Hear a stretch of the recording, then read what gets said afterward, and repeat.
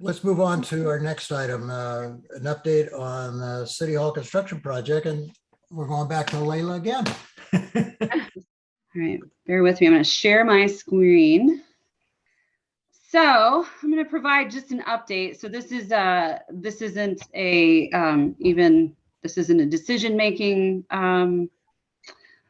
opportunity. This is just an update kind of on where I really see where we are in terms of the City Hall construction project update. So I've been here a whole month and really trying to get my head wrapped around this project. For those that may not know, I'll be kind of taking the lead role in advancing the City Hall project.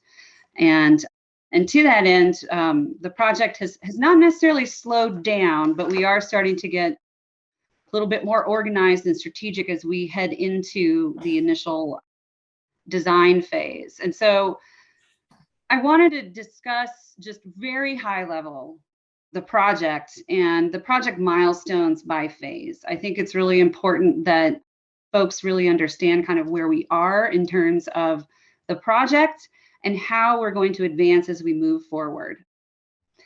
This slide could actually be detailed out to a spreadsheet that's like 5 pages long. I haven't gotten there yet, but we are really focusing right now on phase 1. And phase 1, to me, is the most important part of the project. And I will talk through why I believe that is so. But really, phase 1 is about building the team. It's doing some environmental site work, which I'll describe. It's starting to, sell City Hall, which we've talked about, and it's initiating the schematic design phase. And I want to describe just briefly for folks that aren't as familiar with the design process and the development process. And that is, they're typically split up into kind of 3, the design process is split up into sort of 3 phases. One is schematic design. And so I'll talk a little bit more about that in a moment, but that's really where we're talking about the concept, where it is on the site, et cetera. Design development is you've already sort of landed on the general form and the look-ish of the building, what the program is going to be. Design development starts to really dive into the details of that, and you start to get really fine-tuned in terms of the design.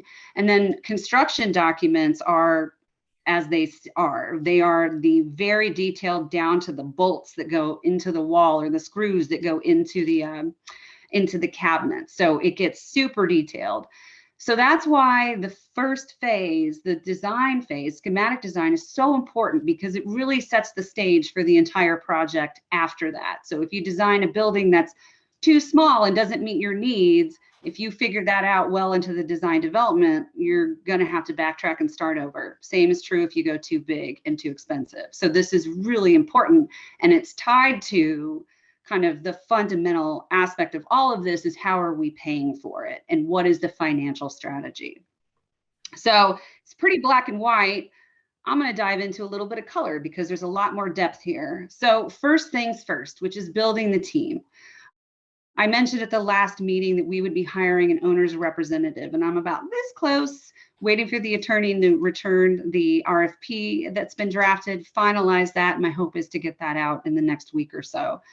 As I mentioned at the last meeting, the owner's representative works for us, and they are our interest party in helping us get through the design process and through basically the construction of the building. That person plays a critical role in working for the city to ensure that we have a successful project. Once that person's on board, we need to hire a project architect. We have no architect yet, and that firm will be with us throughout the entire design and development of the project. So that's a very big step, which we will take once we have the owner's representative on board. And then finally, we'll need to hire a construction manager general contractor. So it's a CMGC. A CMGC, the earlier you bring them on into a project, the earlier they can provide really good information about costs. And the public projects I've worked on have always been sort of an owner's rep, project architect, CMGC type of relationship. And I found them extremely useful because having the CMGC on board early can really help us understand constructability and materials and how we can make good decisions early on in the design process that benefit the project and overall budget. So we're in the very beginning stages of really even building the team. The second thing that I do want to talk about is that I mentioned at the last meeting, we had removed, there was a 1,000-gallon oil tank on the site. Subsequent testing revealed that that tank did have some leakage prior to or during the decommissioning. So there's going to be need to be done some remediation of that heating oil tank. And we have supplied that information with the DEQ. They have opened up a file on that. And so I just wanted to make folks well aware that that is happening and that we will be doing that site work once the market is complete, because we'll be needing to dig out dirt and do additional testing. And then once that work is complete, we will be able to complete our phase 1 environmental assessment, which will also help us understand future costs for the development. The other thing that we're working on, which y'all have had some conversations about prior to my arrival, is selling of old City Hall. And I feel like there's a few steps in there that there are some steps in there that we will be going through in terms of that disposition. And the first is conducting an appraisal. So working on that right now, and I'll be bringing that back to City Council once we have the appraisal. I believe we need to hold a public hearing. We're not required to, but I think it's important. And I've talked to most of the members of council, and I think everyone agrees. We would have a public hearing about that. And that gives folks in the community an opportunity to weigh in. But we would be essentially declaring that property surplus to the city's needs and then authorizing the city to then dispose of that property. And we're likely going to do that through a sealed bid process, which is how I've done it in other cities. And so any actions that we take on the sale of Old City Hall will be discussed in council meetings and in open session. So you'll all be aware of where we are going with the sale of that building. So just to kind of give you a sense of like the first few steps is the actions that we're taking in terms of building the team. The outcome is that we're setting a team up and we're advancing the team that will advance us through design and construction. It's a really important part of the project, and it takes time because we have to go through competitive RFP processes to hire all 3 of those partners.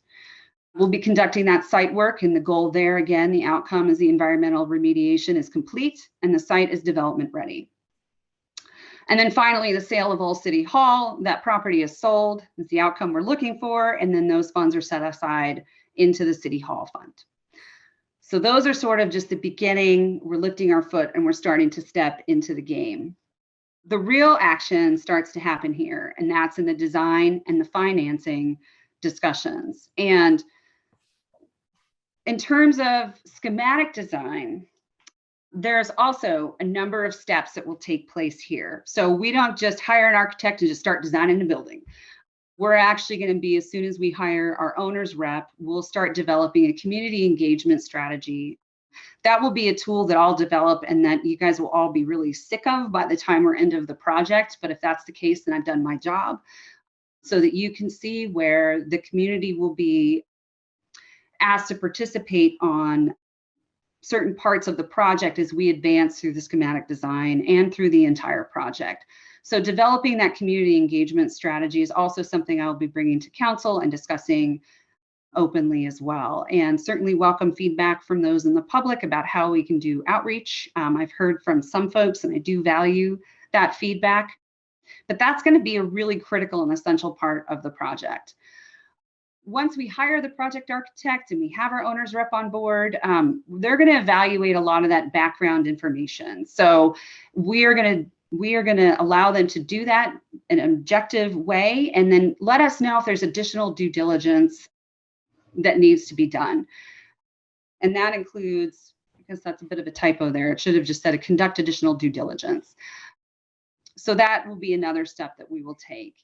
And then the real sort of heart of this is developing the schematic concepts. And so in my experience, there's usually a couple of options that we go through. And so that will be an opportunity again for community involvement.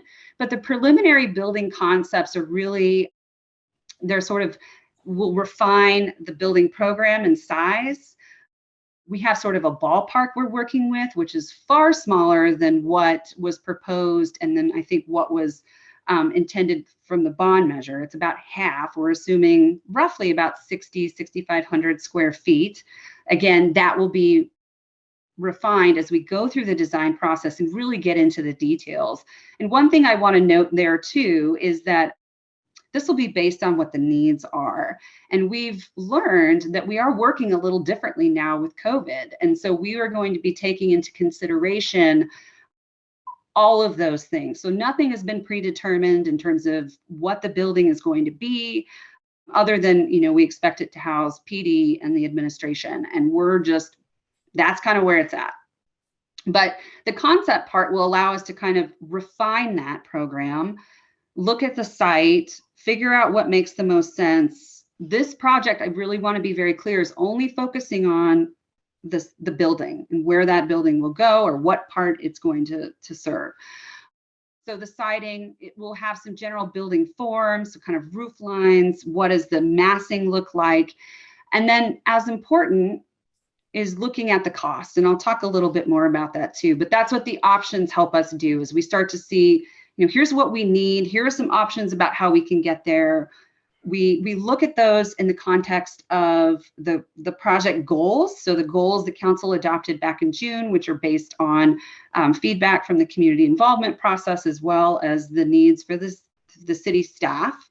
But that's sort of our guiding North Star. And that in addition to the cost. And the cost is something that's extremely important to this council and to myself in terms of building a building we can afford and we can finance. And so concurrent to us doing the schematic design process, we will also be having conversations with the council about the sources and uses for our funds, how we're going to finance this, and develop a financial strategy and plan before we advance into the design and development phase. So the idea is that it may take us a little longer in the beginning, but the goal is that when we can go through this in a thoughtful way, we get a building that meets the needs of the city, that we can afford. Then we advance into the more detailed analysis and development of that building. So that's kind of how I see phase one unwinding. How long it will take, we'll be working on that because it's going to take some time. And so that will be one of the next steps, is kind of coming up with a schedule for that.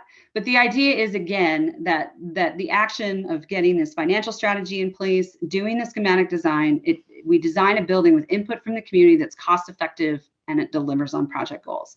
It's super important. So I just wanted to give folks an understanding of kind of where we are in the project. All of these things really have to happen before, as I mentioned, we advance into phase two. I think it's very important that we have all of these pieces together, a clear understanding of what we need and what we can afford. So I thought I would end with the double rainbow that I saw when I was running on the beach a little while ago, just to say that I think we are on the right track. It's going to take us some time, but we're going to do it in a very thoughtful and prudent way that really considers the range of issues that we have. And with that, I'm going to try to stop sharing and see if either the council or others have any questions.